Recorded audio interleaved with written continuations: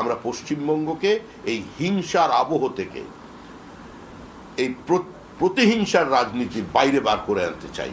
আমাদের লক্ষ্য একটাই, পশ্চিমবঙ্গের উন্নয়ন, পশ্চিমবঙ্গে নতুন বিনিয়োগ, পশ্চিমবঙ্গে নতুন কর্মসংস্থান, পশ্চিমবঙ্গে মেধার প্রতিষ্ঠা, পশ্চিমবঙ্গ থেকে যারা চলে যাচ্ছেন বাইরে তাদের আটকানো, আর ঘরের ছেলেদের ঘরে ফেরা।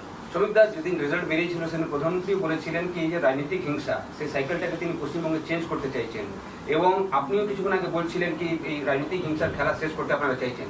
আপনারা কি সফল হবেন? যেভাবে হিংসা অভিযোগ উঠছে বিভিন্ন জায়গা থেকে, শুধু একটা কর্মীও মারা যাচ্ছেন, আমাদের 3 জন কর্মী মারা গেছেন, শুধু আমরা চাইলেই এটা বদল হয়ে যাবে এরকম তো বিষয়টা নয়। মানুষকে এগিয়ে আসতে হবে, সাংবাদিকদের এগিয়ে আসতে হবে, কোথাও কোনো বিচ্যুতি দেখলে সেটা জানাতে হবে। যে কোনো মূল্যে পশ্চিমবঙ্গের রাজনৈতিক সংস্কৃতির পরিবর্তন করতে হবে, না হলে ধ্বংস হবে পশ্চিমবঙ্গ। এত বিনিয়োগকারীরা আসছেন দেশের বাইরে থেকে, বিভিন্ন ইনভেস্টররা, বিভিন্ন শিল্পপতিরা, তারা আমার সঙ্গে পর্যন্ত যোগাযোগ করছেন যে আমরা পশ্চিমবঙ্গে আসতে চাই। যারা বাইরে চলে গিয়েছিলেন তারা ফিরতে চাইছেন।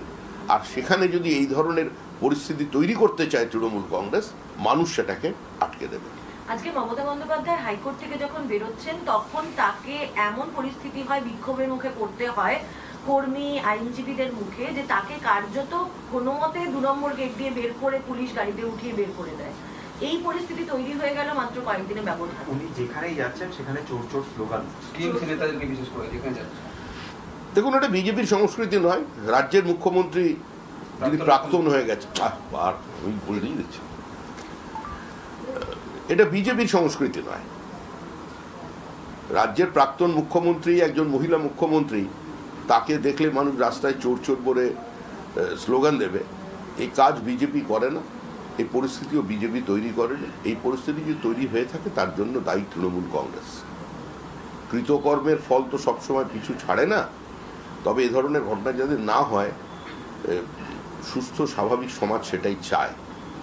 কিন্তু যে কাজ তারা করে এসছে তৃণমূল কংগ্রেস, তো কিছু ক্ষেত্রে তার প্রতিক্রিয়া হচ্ছে। তবে অধিকাংশই খুঁজে দেখবেন এগুলো, এর মধ্যে অধিকাংশ মানুষজনই আছেন যারা হচ্ছে তৃণমূলেরই লোকজন।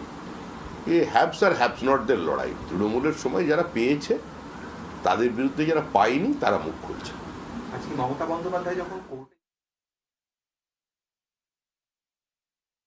যা লুটেছো সব ফিরিয়ে দেবে, গরিব মানুষকে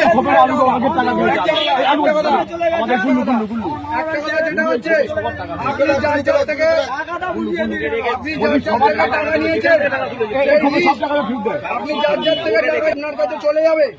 আপনি ঠিক সময় মতো 15 দিন হোক 1 মাসের মধ্যে সেই টাকা সবার কাছে যথাযথভাবে ফেরত দিতে বাধ্য থাকবেন। একই নয় সেটা বলুন। যে টাকাটা সবাই পেয়েছে, কে টাকা পাবে? 5 বছরের টাকা, 5 বছরের টাকা, 50,000 টাকা। ওই জায়গা আমার মাসির জায়গা বিক্রি করে বলেছে টাকা দেবে, টাকা দেবে, সব টাকা দেবে।